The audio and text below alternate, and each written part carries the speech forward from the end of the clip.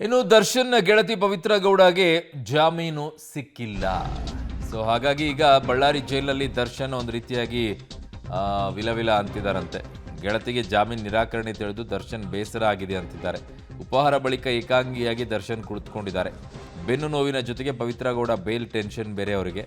ಪತ್ನಿ ಭೇಟಿ ಬಳಿಕ ರಿಲ್ಯಾಕ್ಸ್ ಆಗಿದ್ರು ದರ್ಶನ್, ಈಗ ಮತ್ತೆ ಟೆನ್ಷನ್ಗೆ ಬಂದಿದ್ದಾರೆ. ಈ ಮಧ್ಯೆ ದರ್ಶನ್ ಪರ ವಕೀಲರ ಭೇಟಿ ಸಾಧ್ಯತೆ ಅಂತಿದ್ದಾರೆ.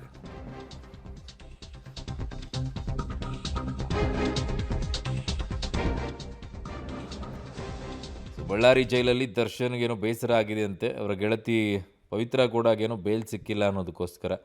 ಸೊ ಹಾಗಾಗಿ ಈಗ ಒಂಥರ ಟೆನ್ಷನಲ್ಲಿ ಇದ್ದಾರಂತೆ. ಆ ಕಡೆಗೆ ವಿಜಯಲಕ್ಷ್ಮಿ ಅವರು ಬಂದು ಹೋದ್ಮೇಲೆ ಚೂರು ರಿಲ್ಯಾಕ್ಸಲ್ಲಿದ್ದರು, ಬಟ್ ಈ ಕಡೆಗೆ ಇವ್ರಿಗೆ ಬೇಲ್ ಸಿಕ್ಕಿಲ್ಲ ಅನ್ನುವಂಥ ಟೆನ್ಷನ್ನಲ್ಲಿ ದರ್ಶನ್ ಇದ್ದಾರಂತೆ. ಇವತ್ತು ಇದ್ರ ಮಧ್ಯೆನೇ ದರ್ಶನ್ ಪರ ವಕೀಲರು ಭೇಟಿ ಆಗುವಂಥ ಸಾಧ್ಯತೆ ಕೂಡ ಇದೆ ಅಂತಿದ್ದಾರೆ.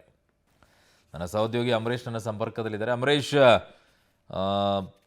ವಕೀಲರನ್ನೇ ನೇಮಿಸಲಿಲ್ಲ ಅನ್ನುವಂಥ ಚರ್ಚೆಗಳು ಬರ್ತಾ ಇತ್ತು. ಇವ್ರಿಗೂ ಸಂಬಂಧನೇ ಇಲ್ಲ ಅನ್ನೋ ರೀತಿಯಲ್ಲಿ ಇರಿಟೇಟ್ ಆಗಿದೆ ಅಂದ್ಕೊಳ್ತಾ ಇದ್ರು. ಓಕೆ, ಮತ್ತೆ ಸಂಪರ್ಕ ಕಡಿತಗೊಂಡಿದೆ ಅನಿಸುತ್ತೆ. ಒಂದು ಕಡೆಗೆ ಪವಿತ್ರ ಗೌಡಗೆ ಬೇಲ್ ನಿರಾಕರಣೆ ಆಗಿದೆ. ಸೊ ಹಾಗಾಗಿ ದರ್ಶನ್ ಅವರು ಈಗ ಬಳ್ಳಾರಿ ಜೈಲಿನಲ್ಲಿದ್ದಾರೆ. ಅವರೊಂಥರ ಬೇಸರದಲ್ಲಿ ಇದ್ದಾರೆ ಅಂತಿದ್ದಾರೆ. ಗೊತ್ತಿಲ್ಲ ನನಗೆ ಯಾಕೆ ಅಂತಂದರೆ, ಒಂದು ಕಡೆಗೆ ವಕೀಲರ ವಿಚಾರದಲ್ಲಿ ಏನೂ ಚರ್ಚೆ ಆಗಿಲ್ಲ. ಪವಿತ್ರ ಗೌಡ ಗೆಳತಿನೇ ಬಂದುಬಿಟ್ಟು ಕಾಂಪ್ರಮೈಸ್ ಮಾಡೋಕ್ಕೆ ನೋಡಿದರು. ಅದನ್ನೆಲ್ಲವನ್ನು ಮೀರಿ ಇವರು ಮಾತ್ರ ಬೇಲಿಗೆ ಅಪ್ಲೈ ಮಾಡಿದರು ಅಂತೆಲ್ಲ ಚರ್ಚೆ ಆಗ್ತಾಯಿತ್ತು, ಸುದ್ದಿಗಳು ಬರ್ತಾಯಿತ್ತು. ಅದರ ಮಧ್ಯದಲ್ಲಿ ಅವರು ಯಾಕೆ ಬೇಜಾರಾಗ್ತಾರೆ ಗೊತ್ತಿಲ್ಲ, ಏನೋ ಇರ್ಬೋದಪ್ಪ. ಸದ್ಯಕ್ಕೆ ಈಗ ಬೇಜಾರಾಗಿದ್ದಾರಂತೆ. ಸೊ ಹಾಗಾಗಿ ಈಗ ಸದ್ಯಕ್ಕೆ ಟೆನ್ಷನ್ನಲ್ಲಿ ಇದ್ದಾರೆ ಅನ್ನುವಂಥ ಮಾಹಿತಿಗಳು ಬಳ್ಳಾರಿ ಜೈಲಿನಿಂದ ಸಿಗ್ತಾ ಇದೆ. ಪವಿತ್ರ ಗೌಡಗೆ ಜಾಮೀನು ಸಿಗದೇ ಇರೋದಕ್ಕೆ ಬೇಸರಗೊಂಡಿದ್ದಾರೆ ಅನ್ನೋದು. ಸೊ ದರ್ಶನ್ ಗೆಳತಿ ಪವಿತ್ರ ಗೌಡಗೆ ಜಾಮೀನು ಸಿಕ್ಕಿಲ್ಲ ಅನ್ನುವಂಥ ವಿಚಾರದಲ್ಲಿ ದರ್ಶನ್ ಬೇಸರ ಆಗಿದ್ದಾರೋ ಏನಾಗಿದ್ದಾರೋ ಯಾರಿಗೆ ಬೇಕಾಗಿದೆ? ಅವ್ರಿಗೆ ಏನಾಗಬೇಕಾಗಿದೆ?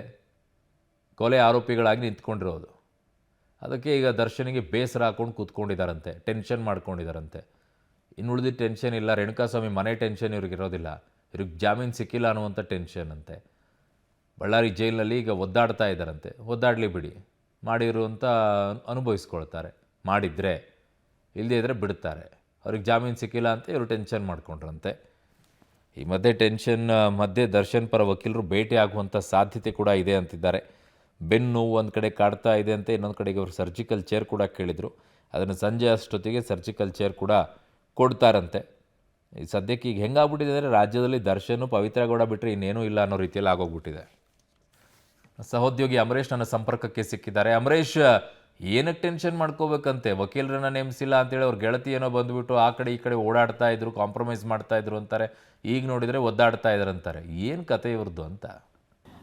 ಅರುಣ್, ಒಂದು ವೇಳೆ ದರ್ಶನ್ ಅವರ ಗೆಳತಿ ಪವಿತ್ರ ಗೌಡ ಅವ್ರಿಗೆ ನಿನ್ನೆ ಬೇಲ್ ಸಿಕ್ಕಿದ್ರೆ ದರ್ಶನ್ ಅವರು ಒಂದಿಷ್ಟು ನಿರಾಳರಾಗ್ತಿದ್ರು. ಅಂದರೆ ಇಡೀ ಪ್ರಕರಣದ A1 ಆರೋಪಿಯಾಗಿದ್ದಂಥವ್ರು ಪವಿತ್ರ ಗೌಡ ಅವರು. ಇದೇ ಕಾರಣಕ್ಕೋಸ್ಕರ ಒಂದು ವೇಳೆ ಅವರಿಗೆ ಬೇಲ್ ಸಿಕ್ಕರೆ ನನಗೂ ಸಹಿತ ಸುಲಭವಾಗಿ ಬೇಲ್ ಸಿಗ್ಬೋದು ಅನ್ನುವಂಥ ಒಂದು ಆಶಾದಾಯಕ ಮನೋಭಾವದಲ್ಲಿ ದರ್ಶನ್ ಅವರಿದ್ದರು. ಯಾವಾಗ ಪವಿತ್ರ ಗೌಡ ಅವರ ಬೇಲ್ ರಿಜೆಕ್ಟ್ ಆಯ್ತು ಅನ್ನುವಂಥ ವಿಚಾರವನ್ನು ಕೇಳಿದ್ರು, ಆಗ ಸಾಕಷ್ಟು ಚಡಪಡಿಸಿದ್ರು. ಯಾಕಂದರೆ ಪವಿತ್ರ ಗೌಡ ಹೊರಗಡೆ ಬರ್ತಾರೆ ಅನ್ನುವಂಥ ಸಾಕಷ್ಟು ನಿರೀಕ್ಷೆಯಲ್ಲಿ ಕೂಡ ದರ್ಶನ್ ಅವರು ಇದ್ದರೆ. ಯಾಕಂದರೆ ರೇಣುಕಾಸ್ವಾಮಿ ಮೆಸೇಜ್ ಮಾಡಿದ್ದು ಪವಿತ್ರ ಗೌಡ ಅವ್ರಿಗೆ. ಇದೇ ಕಾರಣಕ್ಕೋಸ್ಕರ ಪವಿತ್ರ ಗೌಡಗೆ ಹೆಲ್ಪ್ ಮಾಡೋದಕ್ಕೋಸ್ಕರ ಹೋಗಿ ದರ್ಶನ್ ಅವರು ಕೂಡ ಲಾಕ್ ಆಗಿದ್ದು. ಇಲ್ಲಿ ಬೇರೆ ಬೇರೆ ಬೆಳವಣಿಗೆಗಳು ಕೂಡ ಆದವು.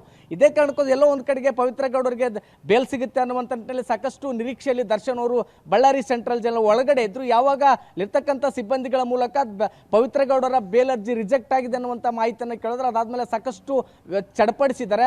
ಎಲ್ಲೋ ಒಂದು ಕಡೆಗೆ ಅವರಿಗೆ ಒಂದು ವೇಳೆ ಬೇಲ್ ಸಿಕ್ಕರೆ ಮತ್ತೆ ನಾವು ಈಸಿಯಾಗಿ ಬೇಲ್ಗೆ ಅರ್ಜಿ ಹಾಕ್ಬೋದು ಅನ್ನುವಂಥ ನಿರೀಕ್ಷೆಯಲ್ಲಿ ಇದ್ರು. ಆದರೆ ಇದೀಗ ಅವ್ರ ಬೇಲ್ ಅರ್ಜಿ ರಿಜೆಕ್ಟ್ ಆಗಿದ್ರ ಭಾಗವಾಗಿ ಮತ್ತೆ ಸಾಕಷ್ಟು ಟೆನ್ಷನ್ ಕೂಡ ಒಳಗಾಗಿದ್ದಾರೆ. ಹೀಗಾಗಿ ಎಲ್ಲ ವಿಚಾರಗಳನ್ನ ಚರ್ಚೆ ಮಾಡೋದಕ್ಕೋಸ್ಕರ ಬಹುಶಃ ಇವತ್ತು ಸಂಜೆ ಅಥವಾ ನಾಳೆ ದರ್ಶನ್ ಅವರ ವಕೀಲರು ಕೂಡ ಬರ್ತಾ ಇದ್ದಾರೆ. ಯಾಕಂದ್ರೆ ಪವಿತ್ರ ಗೌಡ ಅವರ ಬೇಲ್ ಅರ್ಜಿ ಏನಕ್ಕೋಸ್ಕರ ರಿಜೆಕ್ಟ್ ಆಯಿತು ಅನ್ನುವಂಥ ಚರ್ಚೆ ಮಾಡೋದಕ್ಕೆ. ಮತ್ತೊಂದು ಕಡೆಗೆ ಬಹುತೇಕ ನಾಳೆ ಈ ಒಂದು ಕೊಲೆ ಪ್ರಕರಣಕ್ಕೆ ಸಂಬಂಧಪಟ್ಟಂತೆ ಚಾರ್ಜ್ ಶೀಟ್ ಕೂಡ ಸಲ್ಲಿಕೆ ಆಗುತ್ತೆ. ಚಾರ್ಜ್ ಶೀಟ್ ಸಲ್ಲಿಕೆ ಆದ ನಂತರದಲ್ಲಿ ಯಾವೆಲ್ಲ ರೀತಿಯ ಅಂಶಗಳನ್ನ ಗಣನೆಗೆ ತೆಗೆದುಕೊಂಡು ನಾವು ಬೇಲ್ಗೆ ಅರ್ಜಿ ಹಾಕಬೇಕು ಅನ್ನೋ ನಿಟ್ಟಿನಲ್ಲಿ ಕೂಡ ಚರ್ಚೆ ನಡೀತಕ್ಕಂಥ ಸಾಧ್ಯತೆ ಇದೆ. ಒಟ್ಟಾರೆಯಾಗಿ ಪವಿತ್ರ ಗೌಡರೇ ಬೇಲ್ ಅರ್ಜಿ ರಿಜೆಕ್ಟ್ ಆಗಿದ್ದರಿಂದಾಗಿ ಸಹಜವಾಗಿಯೇ ದರ್ಶನ್ ಅವರು ಸಾಕಷ್ಟು ಟೆನ್ಷನ್ಗೂ ಕೂಡ ಒಳಗಾಗಿದ್ದಾರೆ. ಅರುಣ್. ಓಕೆ ಅಮರೇಶ್, ನಿಮ್ಮೆಲ್ಲ ಮಾಹಿತಿಗೆ ಧನ್ಯವಾದಗಳು.